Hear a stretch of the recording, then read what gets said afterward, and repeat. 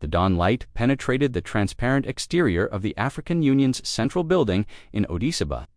A calibrated procession of diplomatic cars with darkened windows glided to a stop, their motors a low thrum against the sounds of the waking Ethiopian capital. Within the confines of the high-security conference chamber, generating a nearly sterile ambiance that felt like a prelude to the imminent collision of ideologies.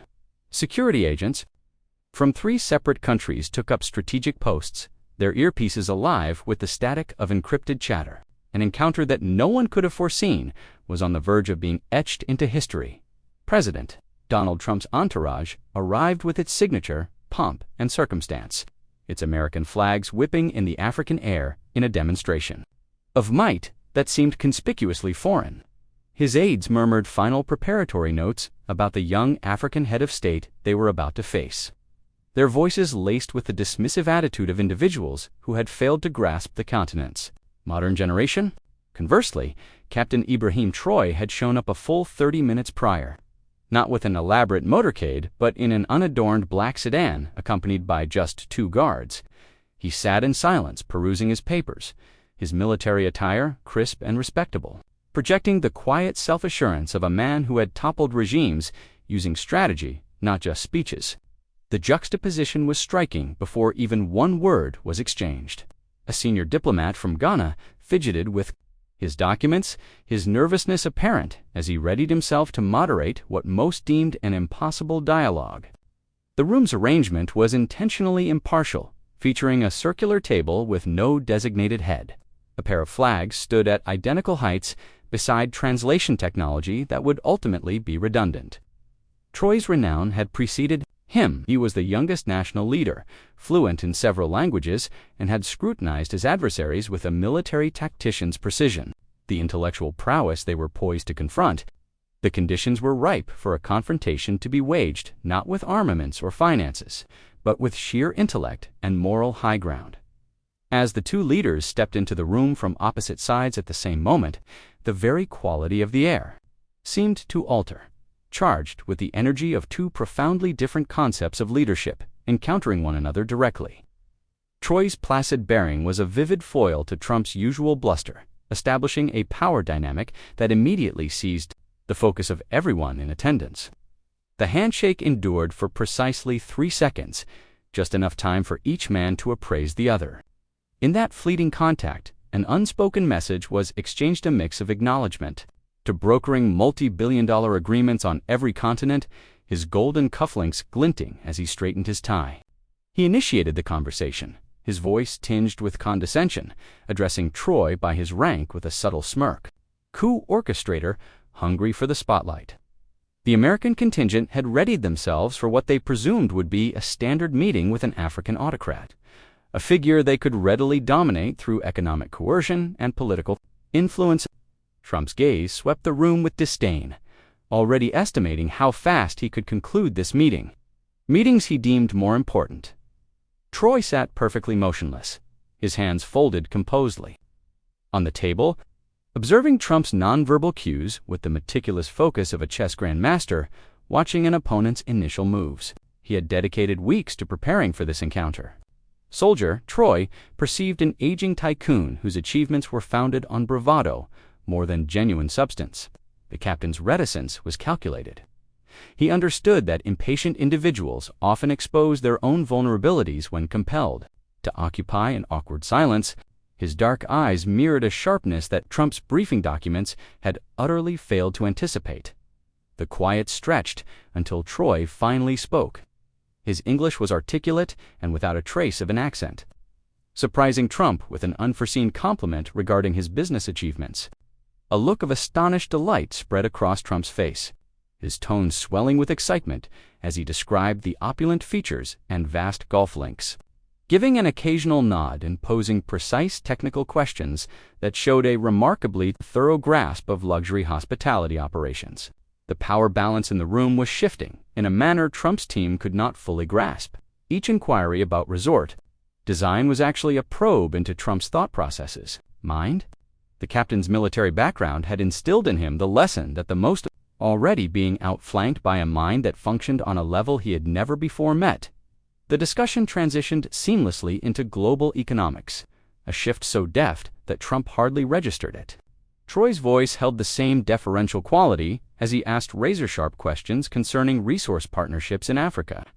He produced a leather-bound portfolio containing immaculately arranged documents, far too specific for a routine diplomatic chat. Trump sat up straighter, sensing a chance to showcase his deal-making skills to this young leader who had displayed such fitting reverence for his accomplishments, usually shown.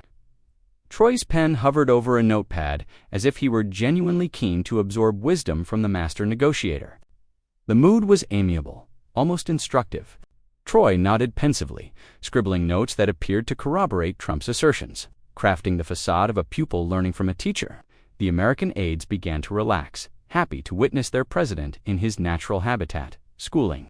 Another world leader on economic truths, he started presenting information that systematically debunked every premise Trump had just put forward. Citing global economic analyses, he pointed out that most resource deals in Africa led to the overwhelming majority of profits flowing out of the continent, while native populations experienced negligible economic benefit. The room's atmosphere changed in a flash as Trump's aides frantically flipped through their briefing books, hunting for retorts to data they had not foreseen. Trump's confident grin faltered as he understood these were not the straightforward queries he anticipated. Traoré's pen kept gliding across his pad. Challenge. The courteous student was unveiling himself as a master economist, and the instruction was only just starting. Trump's jaw clenched as he absorbed the data. He resorted to a standard defense about job opportunities and infrastructure projects, motioning to his advisors, who were still fumbling for corroborating information. The ambience in the chamber soured from friendly to contentious, as Traoré turned to a new section in his portfolio, showing satellite photos of mining activities throughout West Africa. He politely conceded Trump's arguments about employment, but his eyes shone with intellectual contentment as he offered visual proof that refuted each assertion. The pictures displayed enormous extraction zones encircled by destitute settlements, accompanied by precise employment figures that highlighted the inaccuracies in Trump's account. His voice stayed calm and courteous, yet every statement was designed to expose the essential frailties of Trump's perspective. The American aides cast anxious looks at one another as they grasped that their preparatory materials were insufficient for this caliber of intellectual engagement. Traoré proceeded, bringing up a spreadsheet that exhibited years of economic information. With military-like precision, foreign corporations had extracted resources worth billions, while local job numbers had hardly risen. Trump's face reddened as he saw the snare he had entered, his business ego stung by figures that made his assurances sound like hollow platitudes. Traoré's presentation was unyielding, yet delivered with such professional civility that Trump could not assail the presenter without looking reactionary and ill-prepared. The young captain had turned the conference chamber into a lecture hall, in which he was the constructor, and Trump was failing the initial test. Each chart and graph served as another strike against Trump's presumed intellectual dominance. Traoré's voice possessed the quiet gravitas of one who had personally experienced the repercussions of economic exploitation. Rendering his points deeply authentic, Trump tried to speak, but the words wouldn't come, as he faced an opponent who was not only intellectually ready, but also emotionally committed in a way that made every point resonate with lived reality. Traoré shut his economics portfolio and picked up another folder, his gestures measured and calm as Trump looked on with rising alarm. The captain started to delve into the historical framework that informed African views on global pacts. Opening a leather-bound file that showed colonial lira maps placed over contemporary resource extraction areas, the visual link was undeniable, demonstrating how today's mining rights followed routes set up centuries before, his quiet self-assurance permeating the space between them. Trump fidgeted, his scant understanding of African history now feeling like a prominent vulnerability. Traoré's explanation showed how colonial borders were designed to optimize resource removal while dividing communities, establishing dependencies that endured well beyond their official liberation. Trump's staff scribbled frantically, seeing now that their briefings had grossly misjudged their counterparts' intellectual scope. Traoré flipped to a page with photos of his own grandfather in a military uniform, injecting a personal element that hit Trump with the force of a physical impact. He recounted how promises of progress had been used to rationalize exploitation. For more than 100 years, each historical comparison delivered with pinpoint accuracy to deconstruct Trump's worldview while preserving flawless diplomatic decorum. The captain's gaze contained the sagacity of forebears, who had seen empires rise and crumble using the very methods Trump thought were pioneering. Trump was rendered speechless, his background in real estate feeling superficial against such profound historical insight. The lecture went on as Traoré relayed his grandfather's lessons about learning from history's errors, his speech carrying the subdued thread of someone who had studied his foes across generations. Trump's standard ploys of mockery and diversion were ineffective against an adversary who spoke with the credibility of direct experience. The conference room transformed into a tribunal where colonialism itself was being judged, with Trump inadvertently playing the role of the accused. Each attempt he made to justify modern corporate practices collapsed under the evidence of documented historical parallels. The American team observed in dismay as their president grasped that he was being outclassed by a man young enough to be his own son. Trump's expression hardened as he shifted to the topic of military might, convinced that America's dominance in this domain was unassailable. He described military assistance programs and security agreements, his tone implying that African countries required American safeguarding. His advisers nodded in assent, relieved to see their president on more comfortable terrain. Traoré's face stayed placid, but a flicker in his eyes hinted that Trump had just stepped into his primary field of mastery. He answered with the self-assurance of a man who had led soldiers in battle, opening yet another part of his materials that displayed comprehensive studies of American military campaigns. His finger moved along mission schedules and casualty statistics with the exactitude of someone who knew warfare as a tangible experience. Trump's confident grin vanished as he saw that Traoré held knowledge of military operations that even some of his own aides were not fully privy to. The presentation revealed how American military support frequently sustained conflicts, fostering dependencies that benefited arms dealers more than African security. Traoré's assessment deconstructed the legend of American military supremacy. With the cool objectivity of a career soldier who had witnessed empires collapse from strategic overextension, the room quieted as Trump found it difficult to counter critiques grounded in real combat knowledge. Traoré pointed out how the planet's most costly military force consistently faltered against foes who intimately knew their own landscape. His words struck like ordnance, revealing flaws in U.S. military strategy when deployed in African theaters. Trump's face went white as he faced a rival who had overcome adversaries with far superior resources. Through sheer strategic genius, the captain's voice was imbued with the authority of one who had outthought forces trained by global superpowers. His victories built on intellect rather than hardware. Trump's hands shook as he realized that every effort to assert dominance only exposed his own shortcomings. He fell back on his core belief that leadership is about winning, his voice strained with desperation as he gestured wildly. His advisers looked on, alarmed, as their leader's composure unraveled under the ceaseless intellectual assault. Traoré leaned back, exuding the tranquil self-possession of someone who had arrived at the exact moment he had been orchestrating.